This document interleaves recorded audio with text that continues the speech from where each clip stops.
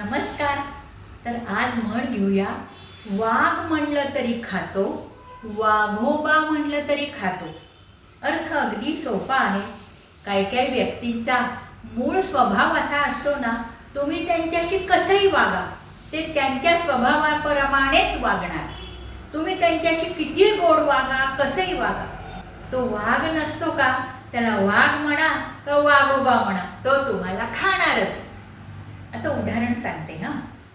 एखादी बँक असते ना, ती काय जाहिरात करते, आमच्याकडून लोन घ्या, आम्ही काही तुम्हाला दर महिन्याला हप्ता भरायला लावणार नाही, 1 महिन्याआड हप्ता भरा.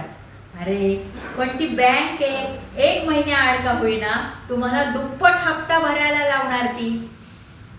किंवा एखादा कंजूस आणि खतरूड मालक असतो ना, नोकर त्याच्याशी किती चांगला वागो, आपलेपणाने वागो, मालक सारखा करो, किंवा त्याच्या अगदी मर्जीतली सगळी कामं करो, पण तो मालक काही त्याच्यावरती खुश होत नाही. कारण हे मालक म्हणजे वाघ म्हणलं तरी खातो, वाघोबा म्हणलं तरी खातो, अशा प्रकारचे असतात. आलं लक्षात? आणि आवडलं तर लाईक, शेअर, सबस्क्राईब करा.